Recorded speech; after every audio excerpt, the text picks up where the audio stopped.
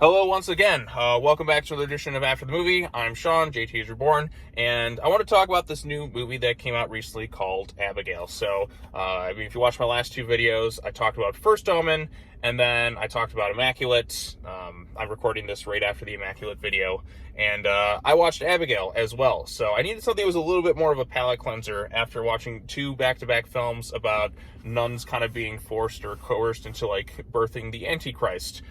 They're very serious films, not too much room for kind of upbeat, fun, horror, comedy-esque elements. That's where Abigail comes in, and watching this one right after that was a nice little palate cleanser. So there's still horror elements to it, of course. It's a horror film, but it's also quite funny, and it's done by the same people who did, was it Ready or Not, and the two most recent Scream films. I'm somebody who actually, truth be told, I haven't seen Ready or Not yet, but I kind of want to check it out after this one. I almost watched that one after this, but I'll get around to that one next, I think. But I did watch the recent Scream films. I think this is a much better film than the last two Scream films that they made, especially Scream 5. This is a pretty fun, entertaining horror comedy, and I am kind of disappointed that the advertisements, what the storyline of this is focused on, kind of gives away what the big reveal is, because the way the movie's directed, it kind of comes right in the middle of it, like what's going on here. So I feel like this would have been so much more effective had I not known what was going on, like at the start of this thing. If you go into this thing completely blind, which is what I recommend doing, then I think it would have been so much more effective. But because I knew exactly what it was beforehand, it kind of ruined the effect for me. And I mean, it kind of takes away some of that initial shock as to what's going on here. So if you haven't seen any trailers or advertising, I definitely recommend checking this thing out before watching the rest of this video, because obviously the trailers spoil what it is or tell you like what the premise of it is. But I think going into it not knowing much makes it all the more exciting when you get the reveal of what's been fully going on with this situation. So I'll leave it at that. I'm going to go talking about the rest of the stuff again, what the trailers have showcased the plot of this film. Then I'll get into more heavy spoilers towards the end, because I was really with this movie up until kind of the end, where it kind of stumbles a little bit. But for the most part, it remained a pretty entertaining horror comedy. So the storyline of this time is you have all these criminals who are kind of like, they have this job to kidnap this little girl, and they're going to try and extract like $50 million from this girl's father. They don't know who it is. They don't necessarily know all each other's names.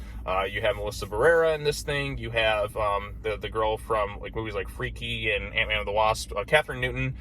You have Dan Stevens, who is one of the main highlights of this movie. Giancarlo Esposito, Gus from Breaking Bad, is in this as well. And there's a few other actors, but it's directed by the same creative team who made the two most recent Scream films, Scream 5 and Scream 6, as well as Ready or Not. And they bring a lot of the trademark, there's a lot of horror comedy elements to this thing. I mean, Dan Stevens in particular was my favorite part of this movie. I thought he was fantastic. I thought the little girl as well, who they end up kidnapping, who we eventually find out is a vampire. And this is, of course, a big kind of like, setup stuff going on. And it's them trying to survive this little ballerina princess girl who's also a vampire. I was a ballerina. I always think back to Addams Family Values when I think, like, I was a ballerina Barbie, not Malibu Barbie. Great movie, by the way. Addams Family Values. I got to talk about that at some point, because that is one of the best comedy sequels ever made, and I love the hell out of that movie. But yeah, so this is then, and they're getting picked off. They're all in this house. They got to try and survive this little ballerina vampire child. And pretty much anything you do with the concepts, the setting's great. It's like this mansion. You got spooky hallways, and you got,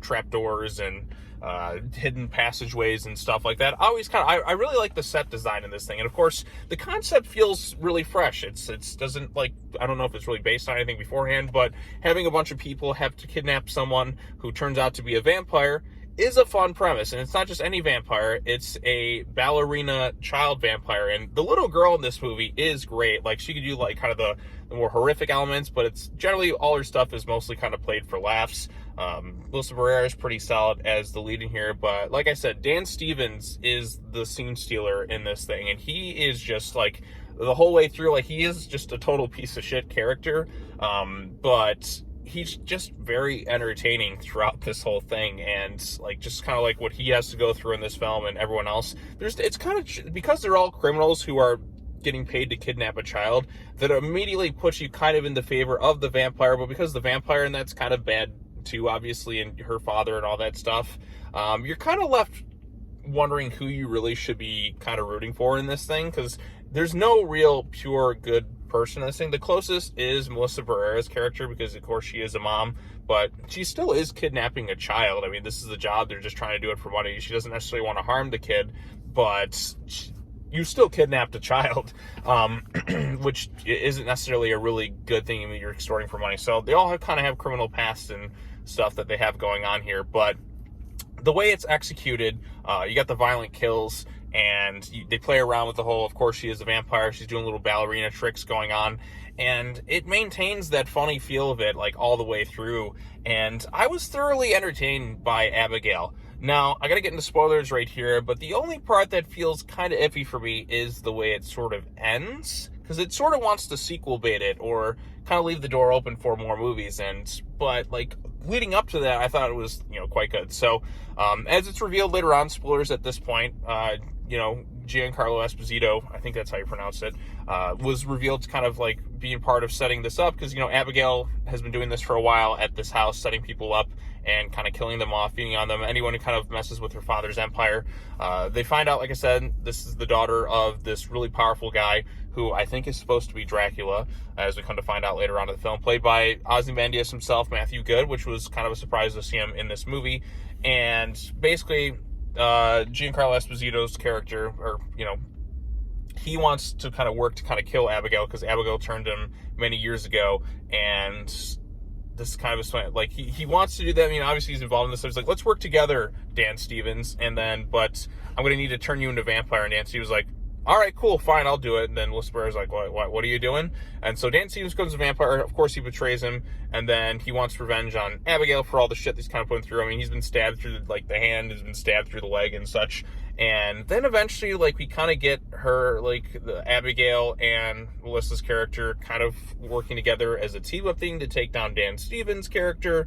And you're kind of left questioning, like, this vampire just murdered all these other people. Like, she's kind of teaming up with them. Now she's kind of sympathetic towards the girl. It's kind of a back and forth thing. You're not sure necessarily who to kind of root for. Eventually, Dan Stevens is kind of killed off. And then, her father, Abigail's father, comes in, and he's going to kill her off. But, Abigail kind of lets the girl go. And then it just kind of sort of ends with these, father and daughter kind of face on. Like, I don't know if it feels the most satisfying, because I would have liked if, the vampires kind of got, like, their comeuppance at the end. But because everyone in this film was kind of a bad guy, well, actually they are, it's kind of hard to figure out really who to kind of root for in this thing. Like, do I kind of root for the vampires? Do I not? I feel like it kind of needed somebody to really get behind. Of course, her character's the least douchey of the situation. But, like, at the end of the day, it's like you kind of have this guy thrown in the last minute of the movie, and you don't really do too much with him. He kind of shows up at the end, and just kind of leaves the door open to kind of do more movies. I would have kind of liked it if they just kind of eviscerated everyone. I think that would have been a little bit more satisfying, at least from my perspective. But hey, you know what? If they get to do more Abigail movies, then I guess they get to do more. But it kind of left me wanting a little bit more by the ending. But up to that point, I was thoroughly enjoying Abigail. I think it's a nice horror comedy. There's plenty of violent kills and such. There's plenty of comedy mixed in with this. Every time you have to deal with the vampire, you're kind of left wondering, like, how do you, like, deal with, like, this situation with it? It's kind of a difficult one. But the little girl who played Abigail is great. Dan Stevens is great as well. And it's a fun, entertaining horror comedy. So out of the three films I watched, this is the one that has the most rewatchability. It's kind of more in tune with stuff that I like to watch. Sometimes I want a really unsettling horror movie, but generally I kind of like that kind of campy horror comedy-esque vibe, something like a Sam Raimi would do. That's just my preferred preference for these types of horror films. But sometimes, like I said, I need one of those really unsettling films that kind of makes you think a bit more. So, but Abigail is a fun, entertaining movie. Definitely recommend checking it out if you like, this creative team's other films. I think it's better than their two Scream films.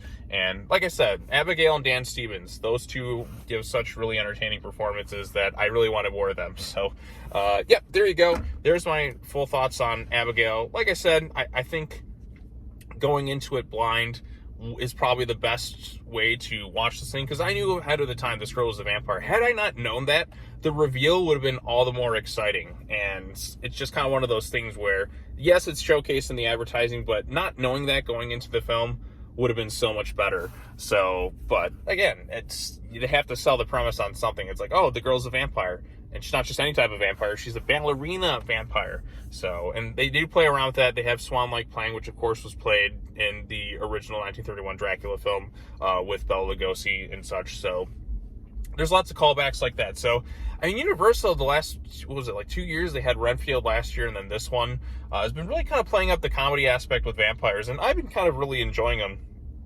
a lot, and I wouldn't mind seeing more of these types of films, but they don't seem to be doing so well at the box office, and I'm wondering, like, what is it going to take? But instead, you get kind of like these crappy generic horror films that seem to be kind of doing a little bit more well at the box office. So, but yeah, Abigail was a lot of fun. Definitely recommend checking it out if you're a fan of those types of movies. So, yep, that's all I have to say. Thanks so much for watching, everybody. Hope you enjoyed these back-to-back after the movies. Because like I said, I watched them, like, I might as well talk about them. So be sure to like this video, share it with friends, comment, all that other stuff. I still need to see Furiosa and all that as well. Maybe I'll check that one out this week.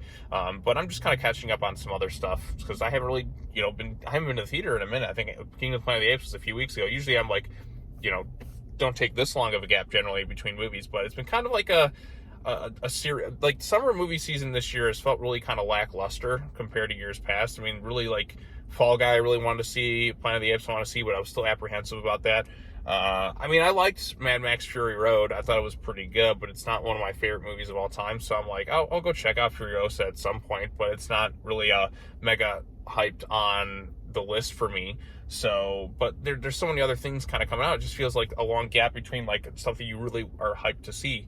So it's kind of one of those, like, it's not the most exciting of summers, I feel like. There's not that one movie that's like, oh my god, I can't wait to see that. For me, that's not till September until Beetlejuice comes out. I mean, Godzilla Kong the New Empire already came out, so it's like, that was kind of my main movie. So what do I got to look forward to for the rest of the year that I'm, like, super mega hyped about? I guess it's just the second Beetlejuice. But, Venom trailer came out today as well, and the Venom movies are like the Schumacher Batman movies to me. I kind of enjoy them for their campy ridiculousness, and I hope the third one really kind of ups it a little bit more. So I know they're kind of dumb, but they're like a good, fun, early 2000s kind of dumb superhero movie for me. So, yeah. All right, well, I'm getting off track.